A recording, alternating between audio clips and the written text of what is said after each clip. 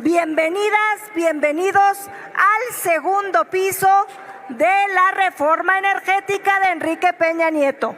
Eso es lo que se aprueba el día de hoy. Si ustedes ponen en un software informático el dictamen, encontrarán que más del 90% es una transcripción idéntica de la reforma del 2013. 8% restantes son cambios de fraseos y redistribución de funciones. Gracias. Criaturas, he venido a ilustrarlos para que dejen de derrochar ignorancia.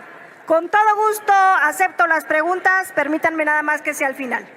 Primer punto, la rectoría petrolera del Estado la tenemos desde 1938. No se confundan, no se equivoquen.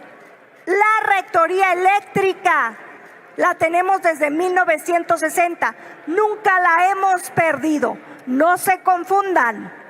Bienvenidas, bienvenidos al segundo piso de la reforma energética de Enrique Peña Nieto. Eso es lo que se aprueba el día de hoy. Si ustedes ponen en un software informático el dictamen, encontrarán que más del 90% es una transcripción idéntica de la reforma del 2013. 8% restantes son cambios de fraseos y redistribución de funciones. ¿Qué es específicamente lo que se está cambiando? Y no es reforma, es deforma de ese 2%. En Pemex se hace una reestructura administrativa. Y no se equivoquen, las subsidiarias no son empresas privadas. Las subsidiarias es una manera de administrar, organizar y contabilizar las funciones de Pemex y no son parte de la reforma del 2013. El modelo de las subsidiarias existe en la ley desde el 92. No las habían quitado porque no habían querido. El corazón de la reforma energética del 2013 prevalece, se queda la inversión privada y todos los contratos ya entregados se quedan, permanecen. ¿Qué están haciendo en Pemex? Cambian el modelo de negocios. ¿Cómo? Ya no va a haber más subastas, ya no va a haber más licitaciones. Ahora se les llamarán contratos. ¿Cómo es la manera ahora de explotar un pozo? Primero Pemex conserva el derecho, igual que antes, porque en las rondas petroleras que se hicieron en 2013, Pemex se quedó con el 85% de los pozos probables y posibles. En esta ocasión igual, Pemex, los que están ya asignados permanecen. Pemex se queda con la rectoría y la facultad de explorar los que considere. Si no puede, oferta un contrato que se le llama contrato mixto para que los particulares puedan invertir. Y mucho ojo, abre la posibilidad, dije que al final, senadora, siéntese, dije que al final sí acepto. Prevalece. Permítame, senadora Naya. Sí, senadora Laura Itzel Castillo Juárez, ¿con qué objeto? Sí, le quisiera hacer una pregunta a la oradora, pero me dice que al final. Entonces, bueno, le pregunto a usted. No, bueno, la pregunta era en este momento, pero si no quiere, pues no quiere. Adelante, senadora Naya. Con todo gusto acepto las preguntas al final, presidente. Muchas gracias. Cambian y estos modelos mixtos disminuyen el porcentaje de cobro de impuestos. En 2013 se cobraba 50% de impuestos a los privados que quisieran invertir. Ahora disminuyen. Leer artículo 31 de la ley de hidrocarburos. Van a bajar al 30% el cobro por extracción en hidrocarburos y lo cambian a 12% para el gas. Los entiendo perfectamente. No han llegado los inversionistas que esperábamos. Se les van a mejorar las condiciones para que puedan venir a invertir. Ahora, ¿qué se hace en la CFE? Igual, reestructuración administrativa, que no es otra cosa que una manera distinta de administrar, organizar la contabilidad de las diferentes ramas de la CFE. En esta reforma lo único que necesitaba vinculantemente una reforma constitucional es lo del 54% de generación para tener la preponderancia. El resto lo podían haber cambiado con una reforma secundaria, salvo la parte de los reguladores que abordaría al final. En CFE prevalece la inversión privada, pero se eliminan varios tipos de contratos y uno de ellos me parece un riesgo. Pero la generación privada permanece en 3 rubros: generación distribuida, autoconsumo y generación para el mercado eléctrico mayorista. Pueden seguir las empresas autogenerando su propia electricidad.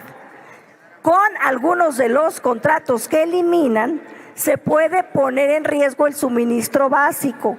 ¿Por qué? Porque el suministro básico, al ser un monopolio de la CFE, si la CFE con su 54% de generación no alcanza a transmitir la energía que se requiere, si no se le permite, como hoy día, permítame un segundo, senadora Anaya, permítame un segundo, es que me está pidiendo la palabra la senadora Carolina Villano, pero ya dijo la senadora Anaya que hasta el final quiere terminar su intervención, no es en otro orden de ideas. A ver, adelante, senadora Villano. Si me permite una pregunta al final de su intervención. Sí, ya la tengo anotada. Adelante, perdón Muy la bien. interrupción, pero hoy día, insistía.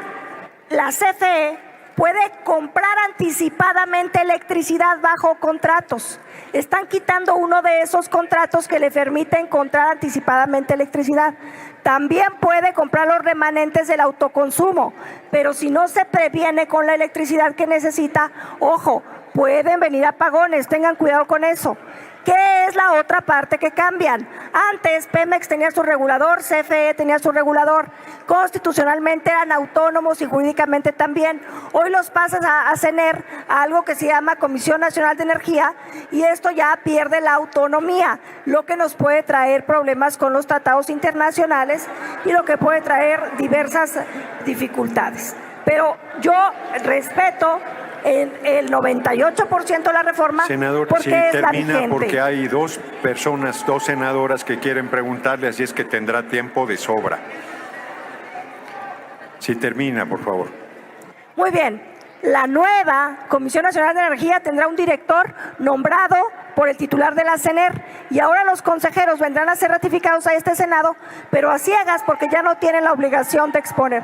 Uno quiere explicarles, quieren quedarse en su ignorancia. Adelante. Es cuanto, presidente. Gracias, senadora Anaya. Quiero comentar que el senador Emanuel Reyes, que organizó la visita de compañeros, compañeras, artesanos y muestra gastronómica de Mazatlán, se le comentó el tema de la música y ya nos ha dado oportunidad de sesionar en mejores condiciones, lo cual se les agradece.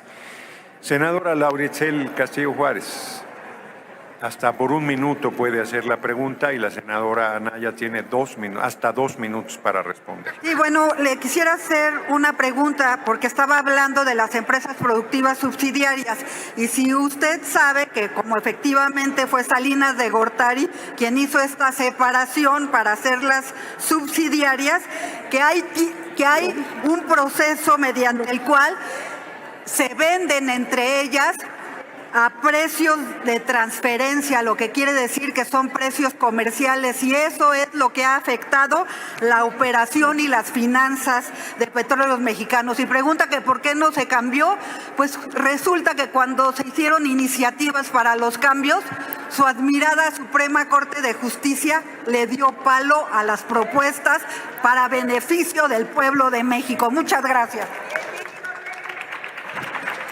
Claro que sabía que las subsidiarias están del 92, lo dije en mi exposición.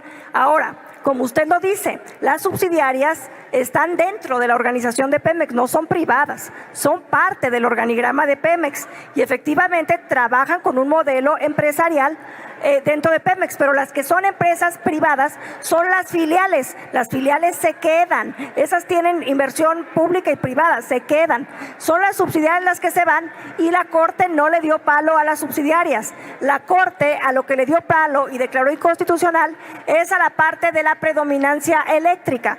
¿Qué significa esto? Anteriormente la Constitución decía que la CFE le tiene que comprar primero al más barato y al más limpio. Hoy día la Constitución dice que hasta en un 54% le tiene que comprar a la CFE, que puede producir más caro y más sucio. Eso fue lo que la Corte declaró inconstitucional. Pero lo de las subsidiarias, tanto en Pemex como en CFE, con una ley secundaria se arreglaba desde el 2018. ¿Es cuánto? Senadora Villano Austria tiene 1 minuto para hacer la pregunta y senadora Anaya tiene 2 minutos para hacer la respuesta. Gracias, presidente. Senadora Anaya, quiero preguntarle, ¿cuál es la diferencia entre el modelo de deuda del gobierno de López Obrador y el de Enrique Peña Nieto? Y también, si puede usted abundar sobre algo que han mencionado aquí mucho, el oficialismo, sobre temas de corrupción. Me gustaría saber sobre esos 2 temas. Claro que sí. A ver, respecto al modelo de deuda. Sí, efectivamente, Pemex se endeudó más en el sexenio de Peña y en el sexenio de Calderón. ¿Por qué? Porque como estaban consideradas empresas privadas, empresas del sector productivo, en ese sentido, el Estado no les pasaba presupuesto. Entonces, lo que pasaba es que se les dio la autorización de contratar deuda por ellas solas. Eso fue lo que pasó, que en su afán, que claro que es muy legítimo, de querer rescatar y tener sanas a nuestras 2 empresas productivas ahora públicas, pues se les dio la potestad de pedir deuda. No es que con Andrés Manuel no pidieran deuda, lo que pasa es que no lo pedían directamente. De lo que el gobierno federal pedía de deuda, se lo pasaba a través de presupuesto a Pemex o a CFE, pero la verdad es que esto es una medida que los presidentes han tenido, todos, hay que decirlo, para mantener bien y estables a nuestras empresas. Hay que reconocer lo del pasado, pero también hay que reconocer hoy que ustedes tienen 6 años gobernando, pues. La Pemex ya no contrata directamente la deuda, pero lo hace a través del gobierno federal. Respecto a la corrupción, que efectivamente, huachicol, corrupción, son temas que le hacen mucho daño a México.